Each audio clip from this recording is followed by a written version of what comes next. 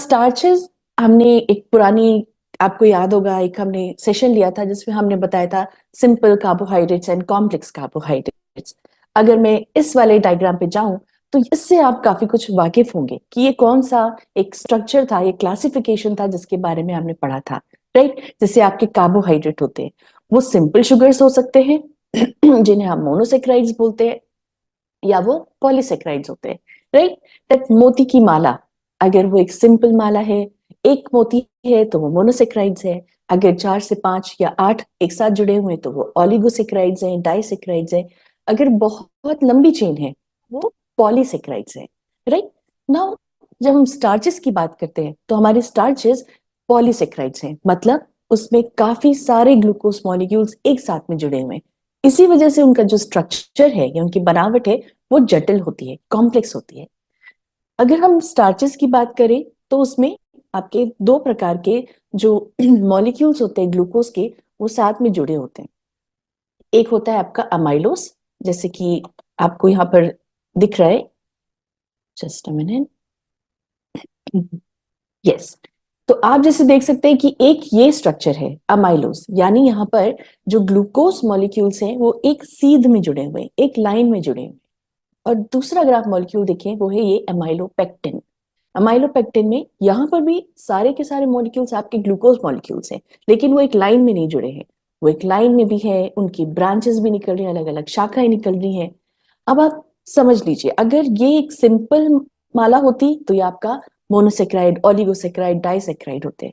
लेकिन अगर ऐसी काफी सारी मालाएं एक से जुड़ी हुई हैं, आपकी अमाइलोज बहुत सारी चेन्स, अमाइलोपेक्टिन चेन्स एक साथ जुड़ी हुई हैं, तो आप समझिए कि वो कितना जटिल स्ट्रक्चर होगा, 100 ऑफ ऐसी चेन्स।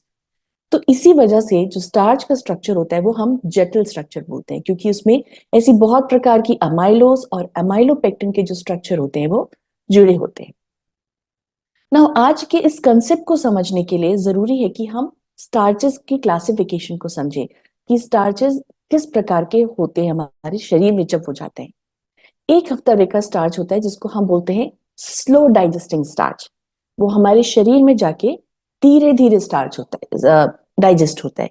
राइट, जैसे आपके कॉम्प्लेक्स कार्बोहाइड्रेट होते हैं, अगर आप मिलेट्स ले रहे हैं, राइट, अगर आप होल ग्रेन्स ले रहे हैं, नट्स ले रहे हैं, सीड्स ले रहे हैं, उसके अंदर जिस प्रकार का स्टार्च होता है वो स्लोली हमारे शरीर में जाके धीरे धीरे डाइजेस्ट होता है। उसकी वजह से आपको पता है उसके क्या बेनिफिट्स हो सकते हैं।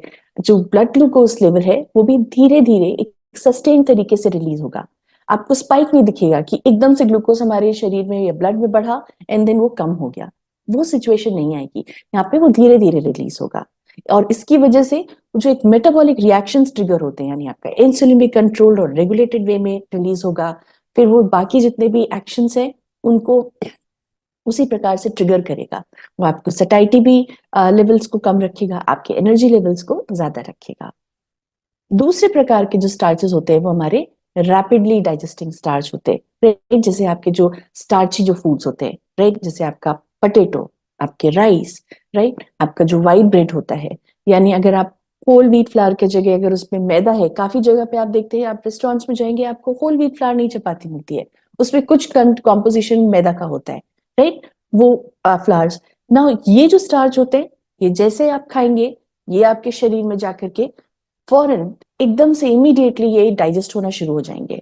इससे होगा क्या, बहुत ही फास्ट या रैपिड रिलीज होगा ग्लूकोज का, रैपिड स्पाइक होगा ब्लड ग्लूकोज लेवल्स का। देन जो इंसुलिन है वो भी बहुत ही हाई सिक्रीशन होगा, और फिर वो एक ट्रिगर करता है मेटाबॉलिक रिएक्शंस।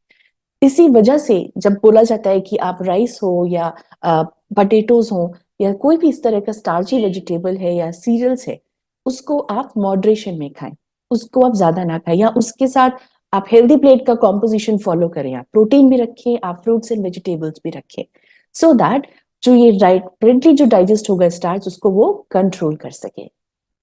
और जो तीसरा होता है वो होता है रेजिस्टेंट स्टार्च। रेजिस्टेंट स्टार्च हमारे शरीर के लिए बहुत ही आप बोल सकते हैं बेनिफिशियल हो सकता है। जो नाम से आपको समझ में आ रहा होगा, रेजिस्टेंट स्टार्च मतलब जो आपके डाइजेशन प्रोसेस को विरोध करे, उसको रेजिस्ट करे, वो होता है रेजिस्टेंट स्टार्च। ये डाइटरी फाइबर से थोड़ा अलग होता है, क्योंकि डाइटरी फाइबर का स्ट्रक्चर इस प्रकार से होता है कि उसको डाइजेस्ट करने के लिए हमारे शरीर में एंजाइम्स ही नहीं है। लेकिन रेजिस्टेंट स्टार्च के लिए एंजाइम्स हैं, क्योंकि वो अल्टीमेटली ग्लूकोज मॉलिक्यूल्स का इस प्रकार से बना हुआ है, लेकिन उसका स्ट्रक्चर इस प्रकार से बना हुआ है कि वो एंजाइम के एक्शन को रेजिस्ट करेगा, और फिर इसी वजह से वो सीधे आपके स्मॉल इंटेस्टाइन से लार्ज इंटेस्टाइन में जाकर के डाइटरी फाइबर की तरह एक्ट करेगा, प्रीबायोटिक की तरह एक्ट करेगा। वो आपके गट हेल्थ को और बाकी और के जो पूरा एक सिस्टम है, बॉडी सिस्टम, उसको हेल्थ बेनिफिट्स देगा। और इसीलिए रेजिस्टेंट स्टार्च हमारे शरीर में अच्छा होता है या जरूरी होता है। जैसे आप देखेंगे किस प्रकार से आपके रेजिस्टेंट स्टार्चेस को, आप सिंपल स्टार्च को या रैपिडली डाइजेस्टेड स्टार्च को आप कैसे रेजिस्टेंट स्टार्च में कन्वर्ट कर सकते हैं। लेकिन इसके अलावा भी जैसे आपका जो काफी जो होल ग्रेन्स होते हैं, जैसे आपकी बहुत जो मिलेट्स होते हैं, कुछ लेग्यूम्स होते हैं, जैसे आपके छोले, राजमा, चना, इनके अंदर अच्छा अमाउंट में रेजिस्टेंट स्टार्च प्रेजेंट होता है, राइट। नाउ अगर अब हम चलें आगे पढ़ते हैं, तो ये वही क्लासिफिकेशन है जिसके बारे में भी हमने जाना, और ये कुछ एग्जांपल्स हैं, राइट। जब हम बोलते हैं रैपिडली डाइजेस्ट, जो आपके फ्रेशली कुक्ड स्टार्ची फूड्स हैं, जैसे आपका चावल, पास्ता जो खाते हैं, या आपका चावल हो गया, आपका पास्ताज हो गया, आपका पोटैटो हो गया, आपका स्वीट पोटैटो भी हो गया। स्वीट पोटैटो में स्टिल फिर भी फाइबर थोड़ा हाई होता है, लेकिन वो स्टार्ची वेजिटेबल है, ठीक। तो वो जैसे आप खाएंगे रैपिडली डाइजेस्ट। स्लोली डाइजेस्टेड हो गया आपकी जो रॉ सीरियल्स भी होते हैं, राइट। अगर आप बात करें मिलेट्स की, अगर आप बात करें जो आपका जिसको आपने पकाया नहीं है, वो आपके सीरियल्स एंड ग्रेन्स ना, उसके अंदर जो रेजिस्टेंट स्टार्च है वो स्लोली लेकिन कंप्लीटली डाइजेस्ट होता है। एंड देन हमारी रेजिस्टेंट स्टार्चेस हैं। नाउ रेजिस्टेंट स्टार्च के भी अलग अलग प्रकार होते हैं, resistant starch 1, type 2, type 3, type 4, जिसको आप डिटेल में देखेंगे एक अगले सेशन में भी। उसमें हम डिटेल में बात करेंगे इस रेजिस्टेंट स्टार्च के बारे में।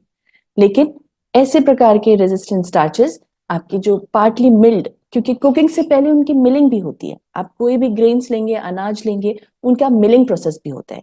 उस समय भी जिस प्रकार के जो फिजिकल उनको ट्रीटमेंट दिए जाते हैं, उसकी वजह से भी रेजिस्टेंट स्टार्च डेवलप हो सकता है, राइट। आपको सीधे खेत से या खलिहान से आपके प्लेट में नहीं आता है, वो मिलिंग होता है। उसी प्रकार से रेजिस्टेंट स्टार्च, अगर आपका जो रॉ पोटैटो है, अगर आपने उसको कुक किया तो रैपिडली हो गया, लेकिन अगर वो कुक नहीं है तो पोटैटो में, बनाना में भी, इनमें भी आपका रेजिस्टेंट स्टार्च प्रेजेंट होता है। नाउ ये एक इम्पॉर्टेंट है जो हम डाइजेस्टिबिलिटी की बात कर रहे हैं। अगर हम बोलते हैं कि आपको जो रैपिडली डाइजेस्टिंग स्टार्चेस हैं, जैसे आपके चावल में या पोटैटोज में, उनको आपको मॉडरेशन में क्यों लेना है, क्यों बोलते हैं, हम पहले भी एक बार देख चुके हैं, लेकिन एक छोटा सा एक रिविजन है, ये आपकी मेमोरी फ्रेश करने के लिए, क्योंकि अब यहीं से हमारी कहानी शुरू हो रही है कि क्यों हम नहीं लेते हैं, कैसे उसको हेल्दीफाई कर सकते हैं और क्या करना है, राइट। सो इस वाले ग्राफ से आप क्लियरली देख सकते हैं 3 प्रकार के starches, rapidly digesting, slowly digesting and your resistant starch, तीनों प्रकार के। अब आप देखेंगे, अगर लेफ्ट साइड जो हमारा ये वर्टिकल एक्सिस है, अगर आप इसको देखेंगे, यहाँ पे दिखा रहा है कि कितना परसेंट जो हमारा स्टार्च है वो डाइजेस्ट हो जाता है, कितने समय में, कितने समय में। तो सबसे ज्यादा जो स्टार्च कितने कम समय में डाइजेस्ट होता है, वो आपका होता है रैपिडली डाइजेस्टिंग स्टार्च, राइट। जो थोड़ा समय लगाता है डाइजेस्ट होने में और धीरे धीरे फिर कंप्लीट होता है, वो आपका हो गया स्लोली डाइजेस्टिंग स्टार्च। और जो रेजिस्टेंट है डाइजेशन के, वो अपने और छोटे सिंपल पार्ट्स में नहीं टूट रहा है, वो हमारा हो गया रेजिस्टेंट स्टार्च। देखिए इसलिए वो एक सीधी लाइन है, राइट। यहाँ पर आप देखेंगे कि आपका मेजोरिटी पार्ट जो है वो ओरोगैस्ट्रिक, यानी आपका जो स्टमक के अंदर स्मॉल इंटेस्टाइन में है, आपका माउथ से जो शुरू होता है डाइजेशन, वहीं पर ही डाइजेशन हो गया। और आधा पार्ट आपका रैपिडली डाइजेस्टिंग सिर्फ वही इंटेस्टाइनल फेज में जा रहा है, लेकिन स्लोली डाइजेस्टिंग अगर आप देखेंगे, वो काफी हद तक आपका स्मॉल और लार्ज इंटेस्टाइन में ही आपका डाइजेस्ट हो रहा है, स्पेशली आपका स्मॉल इंटेस्टाइन में डाइजेस्ट हो रहा है, राइट। नाउ इससे होता क्या है, ये तो आपको समझ में आ गया कि रैपिडली डाइजेस्टिंग स्टार्च जो है वो बहुत जल्दी डाइजेस्ट हो रहा है, राइट। और बहुत कम समय में ज्यादा से ज्यादा जो स्टार्चेस है वो सिंपलर मॉलिक्यूल या ग्लूकोज में टूट रहे।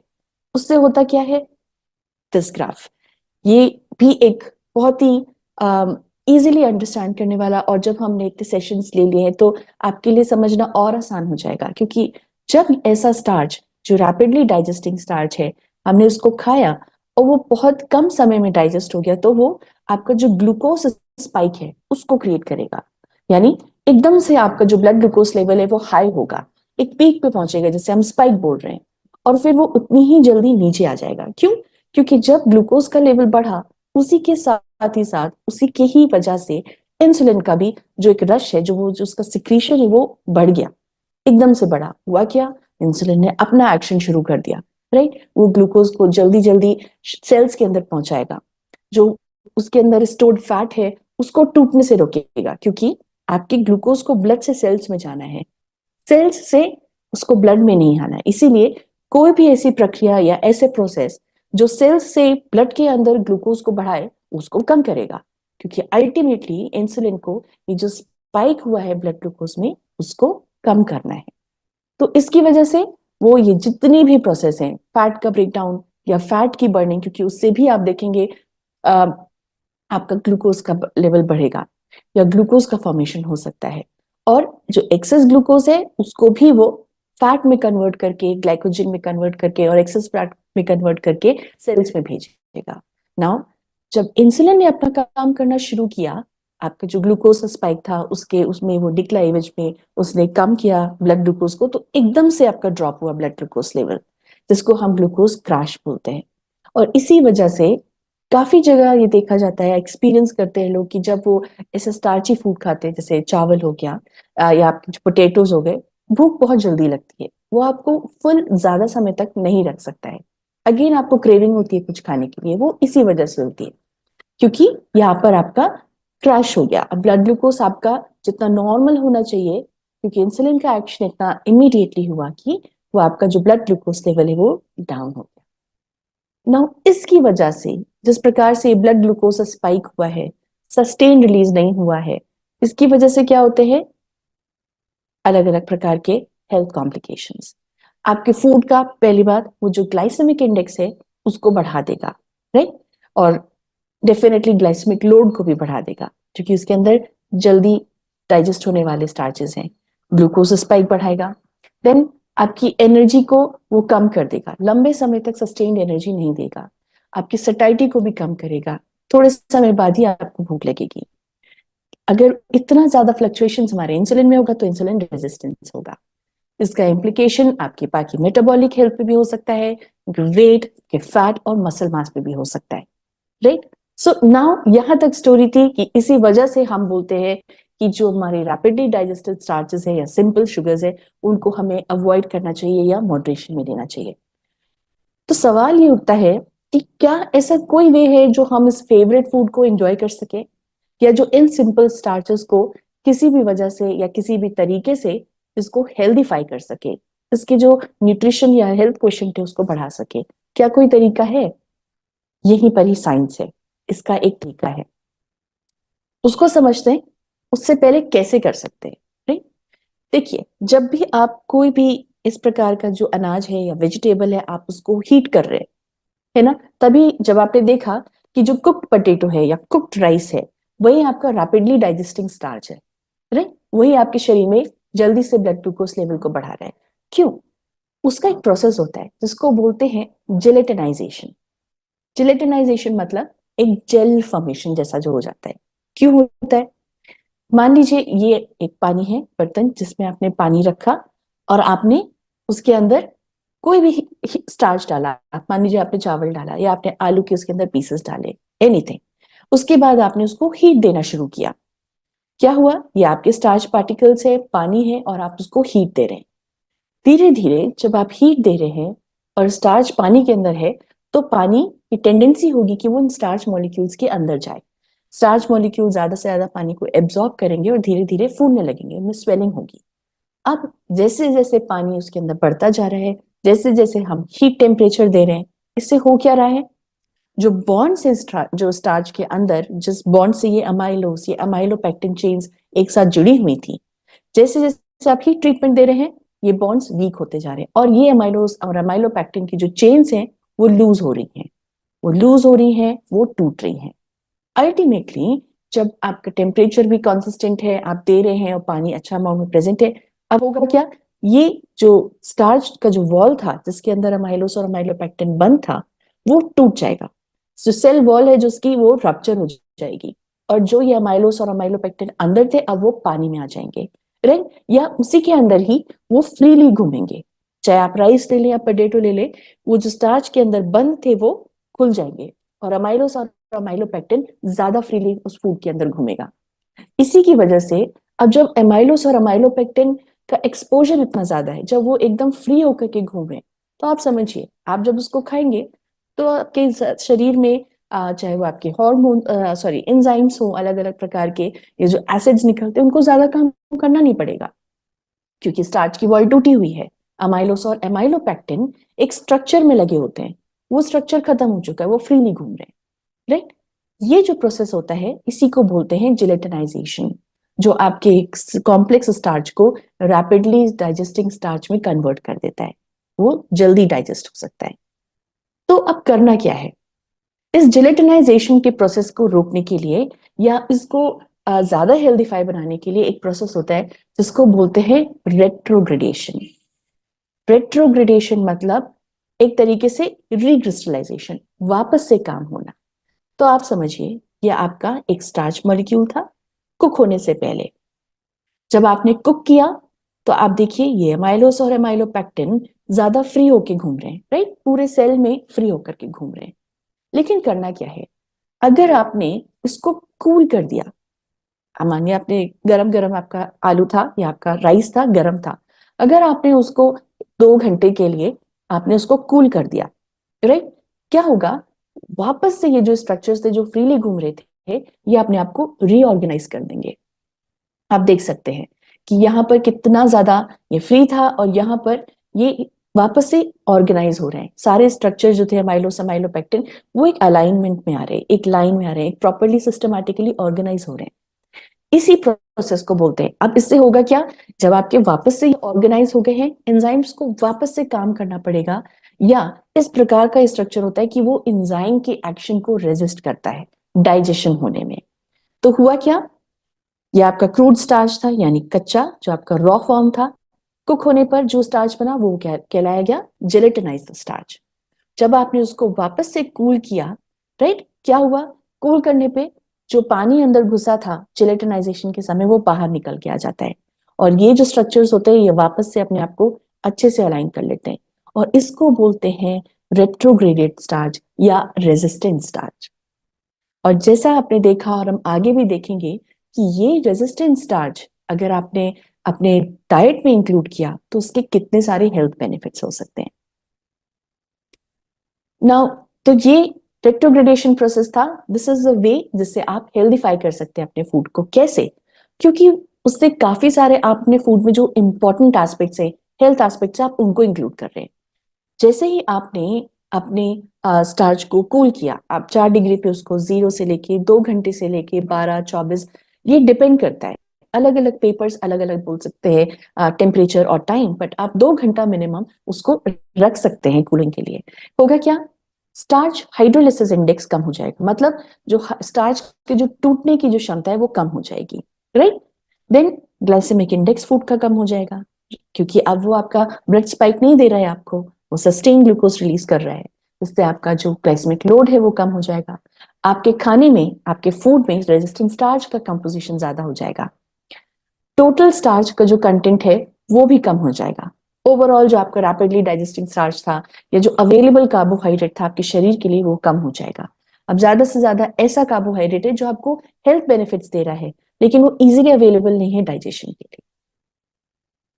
तो इस वजह से उसके काफी सारे हेल्थ बेनिफिट्स हैं, जैसे आपकी वो शरीर में ग्लूकोज लेवल्स को कम करेगा, राइट, इंसुलिन सेंसिटिविटी को बढ़ाएगा, रेजिस्टेंट स्टार्च है, डाइजेस्ट नहीं हो रहा है, वो आपके लार्ज इंटेस्टाइन तक जा रहा है, सिंपल, तो वो आपको एक ज्यादा बेटर सटाइटी भी प्रोवाइड कराएगा। तो सस्टेन ग्लूकोज का रिलीज है तो वो लंबे समय तक आपको भूख नहीं लगने देगा। जब उस गट हेल्थ पे वो काम करेगा, जब वो लार्ज इंटेस्टाइन पे जा रहा है, गट बैक्टीरियाज उस पे काम करेंगे तो उससे अलग अलग प्रकार के जो मेटाबोलाइट्स यानी शॉर्ट चेन फैटी एसिड्स वो रिलीज होंगे। देन जो आपकी ओवरऑल फूड का जो एनर्जी वैल्यू, जो आपको कैलोरीज मिल रही थी उस रैपिडली डाइजेस्टिंग स्टार्ट से, वो कम हो जाएंगी। आपका ओवरऑल जो कैलोरी है, एनर्जी वैल्यू है, वो कम हो जाएगा। देन हमने देखा कि कैसे इंसुलिन आपके फैट के मेटाबॉलिज्म को भी इंपैक्ट करता है। तो लिपिड प्रोफाइल भी इंप्रूव होगा अगर आप ज्यादा से ज्यादा रेजिस्टेंस स्टार्च को इंक्लूड करेंगे। गट हेल्थ को भी इंप्रूव करेगा, राइट। एंड देन आपके जो मेटाबॉलिक पैरामीटर्स हैं या आपका हेल्दी वेट है उसको भी करेगा इंप्रूव। एक स्टडी अगर मैं आपके साथ शेयर करूं कि कितना इंपॉर्टेंट है रेजिस्टेंट स्टार्च या उसके वाकई में कुछ बेनिफिट्स हैं, तो ये एक स्टडी पब्लिश हुई थी, एक रिव्यू आर्टिकल था जो न्यूट्रिशन रिसर्च नामक एक जर्नल में पब्लिश हुआ था 2023 में, अभी रिसेंटली। उसमें क्या हुआ, उन्होंने 31 अलग अलग जो क्लिनिकल स्टडीज हैं उनको एक साथ पढ़ा, उनको 3 में डिवाइड कर दिया। एक जहां पर रेजिस्टेंट स्टार्च को एक दिन के लिए ही लिया गया और उससे इंपैक्ट देखा गया कि एक दिन अगर कोई रेजिस्टेंट स्टार्च ले रहा है तो उसका क्या असर होगा। दूसरी प्रकार की उन्होंने स्टडीज रखी जहां पर जो रेजिस्टेंट स्टार्च था उसको 4 हफ्ते के लिए, अराउंड 1 महीने के लिए या 4 हफ्ते के लिए लिया गया। जो तीसरी स्टडीज थी वो लंबे समय तक के लिए हुई, जहां पर 8 से 12 वीक तक रेजिस्टेंट स्टार्च का अगर कंजम्पशन होता है उससे क्या महत्व मिलता है वो देखा गया। इससे देखा क्या गया, एक्यूट स्टडी में जहां पर एक दिन के लिए रेजिस्टेंट स्टार्च लिया गया, वहां उन्होंने देखा कि जब आप रेजिस्टेंट स्टार्च को लेते हैं तो वो आपके जो ब्लड ग्लूकोज का जो हम स्पाइक दिखा रहे थे उसको कंट्रोल करता है, मोर सस्टेन्ड ग्लूकोज रिलीज होता है। लेकिन उसके बाद मीडियम स्टडीज जहां 1 महीने के लिए करीब 8 से 30 ग्राम रेजिस्टेंट स्टार्च हर दिन दिया गया, वहां पर उन्होंने देखा कि वो आपके ब्लड ग्लूकोज लेवल्स को तो करता ही है कंट्रोल, साथ साथ में उसके ज्यादा कार्डियो मेटाबॉलिक जो आउटकम्स हैं, यानी आपके जो हार्ट हेल्थ और मेटाबॉलिक हेल्थ से रिलेटेड पैरामीटर्स होते हैं उनको इंप्रूव कर रहा है, जैसे इन्फ्लेमेशन, जैसे लिपिड प्रोफाइल, जो ब्लड ग्लूकोज प्रोफाइल्स होते हैं, इंसुलिन लेवल्स, उन सबको भी वो बेटर तरीके से इंप्रूव कर रहा है। और 8 से 12 हफ्ते तक जो स्टडीज हुई गई जहां पर करीब 6 से 40 ग्राम रेजिस्टेंस स्टार्च लिया गया, कहीं से कहीं भी बिटवीन 6 से 40 ग्राम, वहां पर भी इवन जो डायबिटिक सब्जेक्ट्स थे उनमें भी और ज्यादा इंप्रूव कार्डियो मेटाबॉलिक जो आउटकम्स थे वो देखे गए। Again like inflammatory markers, HbA1c levels जो होते हैं ग्लूकोज डायबिटीज के लिए, जो स्पेसिफिक टेस्ट होता है आपका डायबिटीज के लिए, उसके अलावा लिपिड प्रोफाइल्स हो गए, ऑक्सीडेटिव जो एजेंट्स होते हैं जो हमारे शरीर में ऑक्सीडेटिव स्ट्रेस करते हैं उनका भी लेवल कम देखा गया। इसके साथ ही साथ अलग अलग स्टडीज में और भी चीजें देखी गई, जैसे जो हमारे शरीर में जो गट है उसमें जो वो मेटाबोलाइट्स होते हैं जिन्हें हम शॉर्ट चेन फैटी एसिड्स बोलते हैं, ब्यूटारेट, एसीटेट, राइट, पायरुवेट, उनका जो अमाउंट था वो ज्यादा पाया गया। क्यों? क्योंकि रेजिस्टेंस स्टार्च आपके गट हेल्थ को इंप्रूव कर रहे हैं, वो गट बैक्टीरिया के साथ इंटरेक्ट कर रहे हैं। देन जो भी वो फूड खा रहे थे, जिस प्रकार से वो रेजिस्टेंस स्टार्च को इंक्लूड कर रहे थे, वो उनके अवेलेबल कार्बोहाइड्रेट को उनकी डाइट से कम हो रहा था। और तीसरा जो इंसुलिन एक्शन है वो भी ज्यादा बढ़ गया।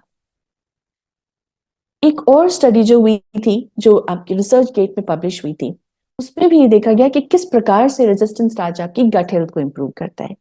नाउ आपका रेजिस्टेंस स्टार्च स्मॉल इंटेस्टाइन में डाइजेस्ट नहीं होता है, वो सीधे आपके लार्ज इंटेस्टाइन की तरफ जाता है, फिर उस पर गट बैक्टीरिया काम करेंगे, फर्मेंटेशन होगा और अलग अलग प्रकार के जो शॉर्ट चेन फैटी एसिड्स हैं वो बनते हैं। एक तो वो आपका पीएच को कम करते हैं। नाउ स्मॉल इंटेस्टाइन में अगर गट बैक्टीरिया को अच्छा एक एनवायरनमेंट चाहिए, वातावरण चाहिए अपने ग्रोथ के लिए या फ्लरिश होने के लिए, वो लो पीएच वाला होना चाहिए। तो एक तो वो प्रोवाइड करता है। और उसके बाद हमने देखा कि वो किस प्रकार से और भी अलग अलग प्रकार के बेनिफिट्स कर सकता है। अगर आप ब्लड वेसल्स की बात करें तो वो इन्फ्लेमेशन को कम करता है, लिपिड प्रोफाइल को कम करता है, जो हमारी वेसल्स हैं उनकी वॉल को वो सहेज के रखता है, अच्छे से रखता है, राइट। देन आपकी किडनी पे भी वो असर डालता है, जो ये शॉर्ट चेन फैटी एसिड्स होते हैं। रेनिन जो हमारे ब्लड प्रेशर को रेगुलेट करता है उसको भी वो कंट्रोल करता है, हमारी हार्ट हेल्थ को अच्छा करता है, राइट। वो मेटाबॉलिज्म को कम करता है, ब्लड प्रेशर को, लिपिड प्रोफाइल्स को।